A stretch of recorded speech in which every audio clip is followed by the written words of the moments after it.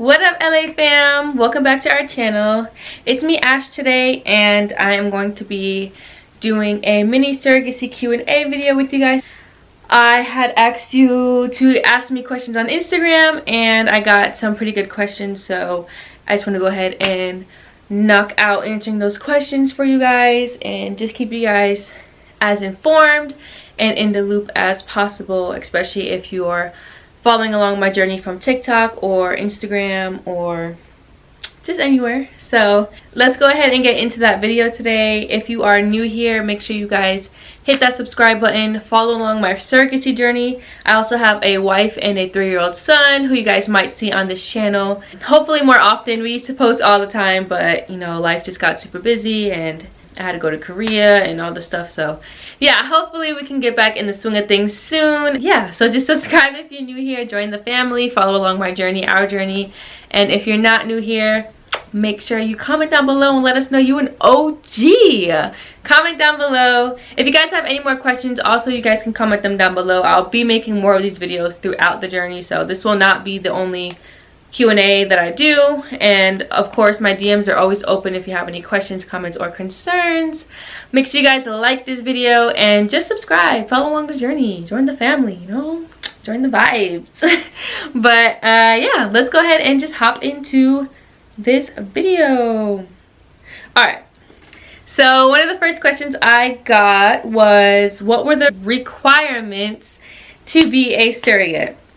That is an amazing question. So one of the main requirements to be a surrogate is you had to have had your own child or your own birth experience. You had to have had a pregnancy and you had to have had a child that you're raising. That's one of the main requirements, because being a surrogate, you have to have a pretty healthy pregnancy, risk-free, no complications and all that stuff. So if you've never been pregnant before, there's no way for them to know that you're going to be able to carry out the pregnancy as healthy as possible for another family. So that's one of the main requirements. You also have to have a certain BMI. You guys can look this all up on Google. I'm still learning everything. Like I said, you do have to have a certain BMI. Not saying you have to be skinny, but they do want you to be within a certain BMI just to be able to carry out as healthy of a pregnancy as possible. You have to be in the United States. Most other countries have surrogacy banned, or you can't get compensated to be a surrogate. So in the United States, it is legal to be a surrogate, and there is a couple of states where surrogacy is still not legal. So I don't know those states off the top of my head. I know New York just passed the surrogacy laws, I guess. So now it is legal in New York, but there's a couple other states where it is not legal. So make sure you look that up and make sure you're in a state that surrogacy is legal. Obviously, you have to not be on drugs. There's a lot of agencies that require you to not be on any government assistance.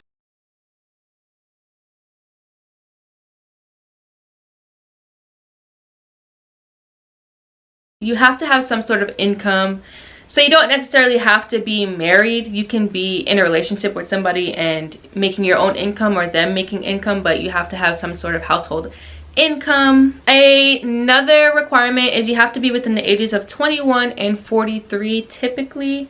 I have heard some cases where you can be over 43 and carry for somebody, but I think that's really case-by-case basis. So just try and be within the typical requirements of 21 to 43.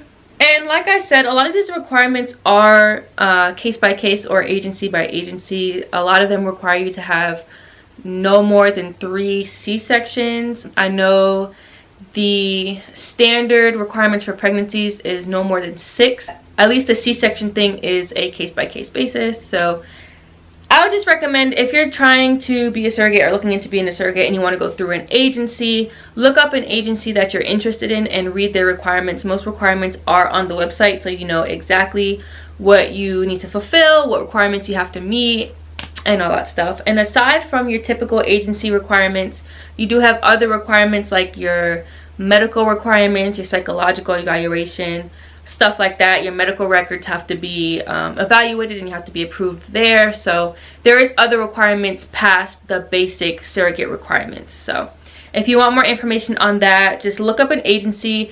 either in your state or in any state. As long as it's a surrogacy friendly state, you can look up that agency and you can see all the basic requirements, at least the requirements for that agency, or just the standard requirements to be a surrogate. Next question. Hopefully I answered that question. I kind of went off the rails there, but is the pay good? Is the pay good? Okay, this is a good question. Personally, I wouldn't be asking a surrogate or a future surrogate or a surrogate in the process what the pay is like. That's something that you can just look up on Google, or like I said, look up an agency and see what that agency is going to compensate you for, or at least what your base compensation is going to be with that agency. But I do respect the question if you're interested and you want to know how much you'll be compensated for, because you aren't getting paid to be a surrogate. Being a surrogate is not a job. It is not an income. You're not being paid to have a baby. You're being compensated to carry a child for another family that is unable to carry a child or unable to conceive. You're being compensated for everything you're going through, everything you're putting your body through, the things you're putting your family through, for traveling. You're just getting compensated for everything. So just remember, you're not getting paid, you're getting compensated. And typically for a first-time surrogate, your compensation can be between $30,000 and up to $60,000. The normal range for a first-time surrogate is usually between 30 and 45, but again, it is a case-by-case, agency-by-agency scenario. So every agency's base compensation is going to be different. Look it up for your state or any state, because if you are going to be a surrogate, the agency you work with does not have to be in the state that you reside in. So you can be living in New York and your agency's in California. You can be living in Washington, your agency's in Texas. Your agency does not need to be in the state you reside in. So if you're curious about how much the base compensation might be for you as a first-time surrogate, you can look up the agency in your state or any agency near you, and you can get a more clear understanding of that. It is also different if you're a first-time surrogate or an experienced surrogate. An experienced surrogate is usually someone who's done it once or twice, and that base rate is going to be higher just because you're an experienced surrogate, you've gone through it before, and you're willing to put your body through that again, so they're going to compensate you a little bit higher. So keep that in mind. But yes, typically between $30,000 and like $55,000 to $60,000 for a first-time surrogate. That's a little bit on the higher end, but I have seen some agencies willing to pay first-time surrogates that much. So that's what typically your base compensation is going to be. Now, you're not just getting paid base compensation. You're getting paid for traveling, any hotel, airfares, food, per diem, mileage. If you have to travel a certain radius, you're getting paid for that. You're going to have your life insurance covered, your regular insurance. If you don't have surrogacy friendly insurance, you're going to have your regular insurance. The intended parents are going to be covering that for you as well. What else? You're going to get paid for your appointments, your ultrasounds,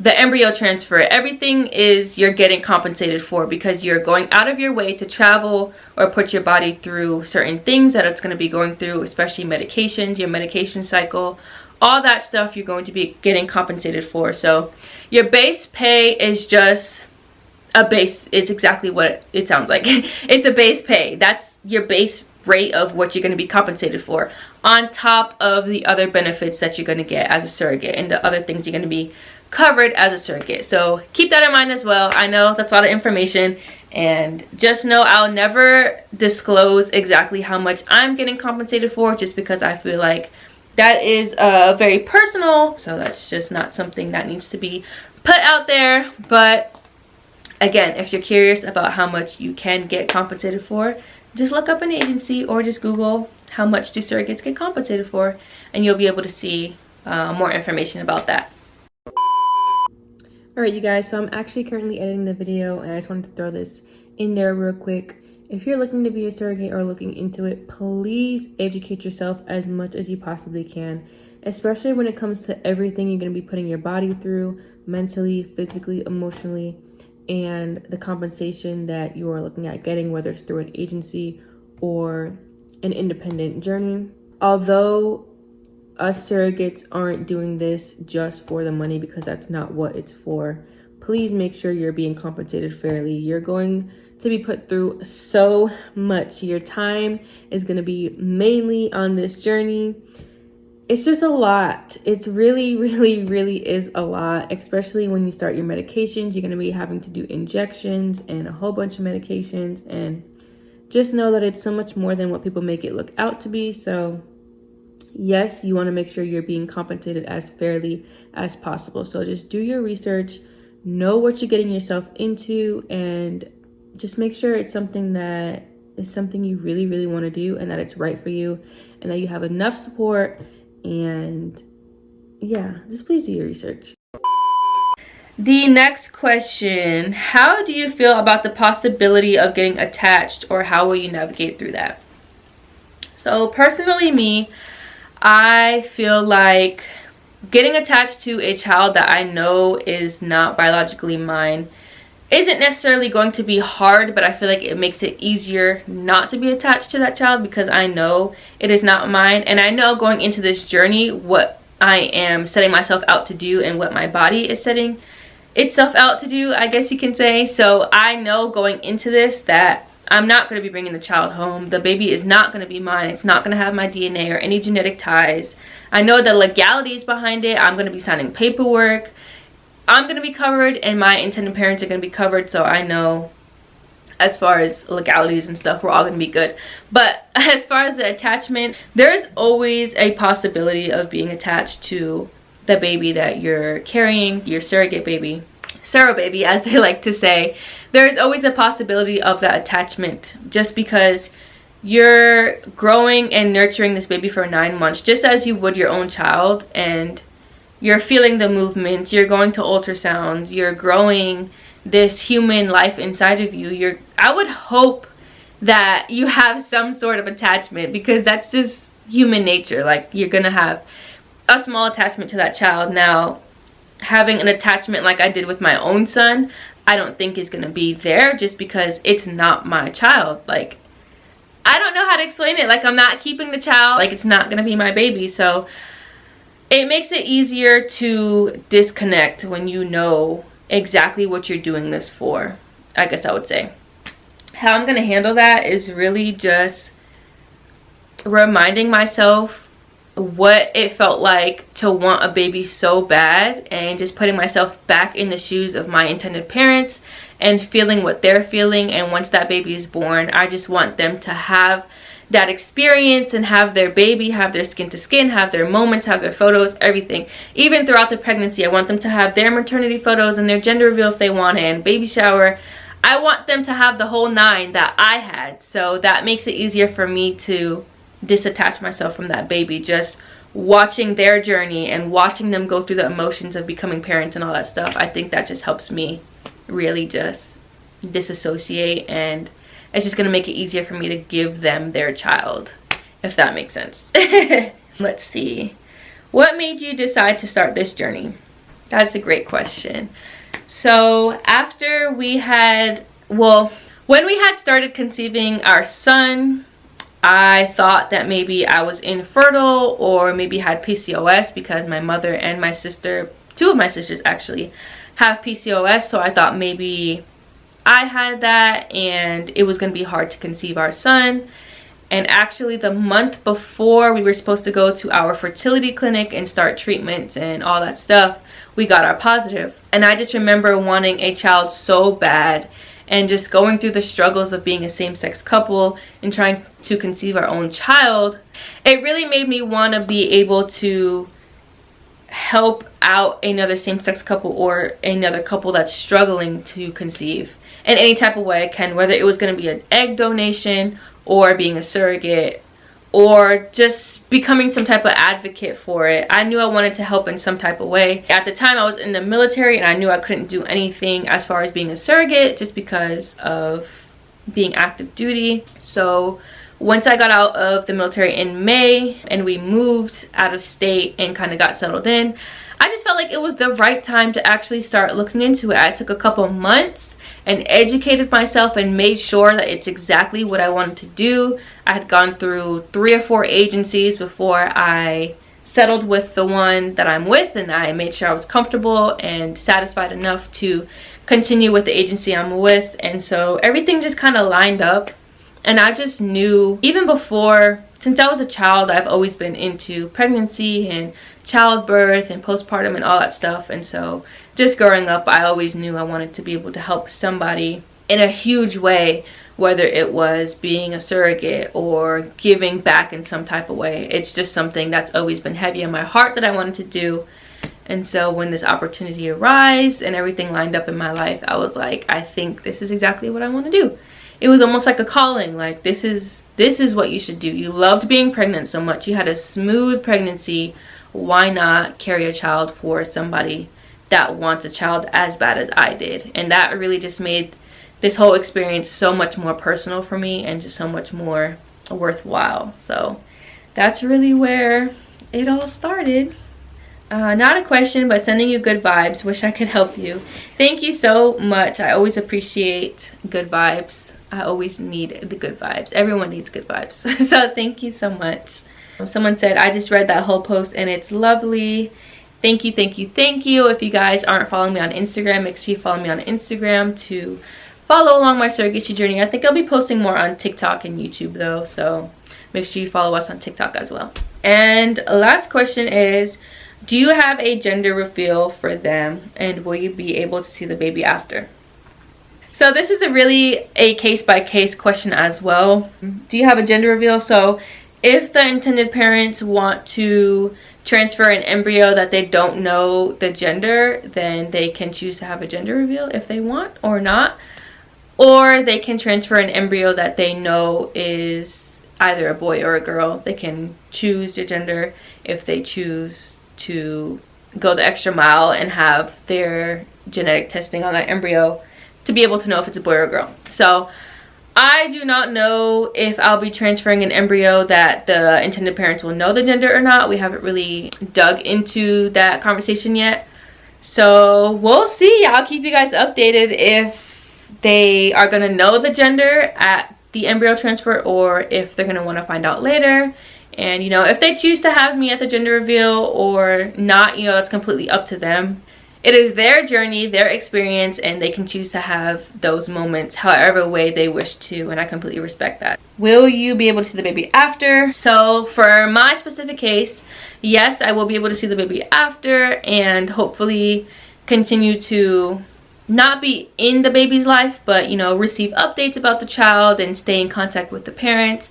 That's something that I would really love to do and something that they've agreed to allow me to do. And they can change their mind at any point in this journey. If they say, you know, we actually decided that after birth we kind of want to go our separate ways and just raise our child and that's it, perfectly fine, completely respect it. That's what they choose and they're completely entitled to choose that decision. But right now we have agreed to kind of keep me in the loop and keep me updated and kind of keep me involved.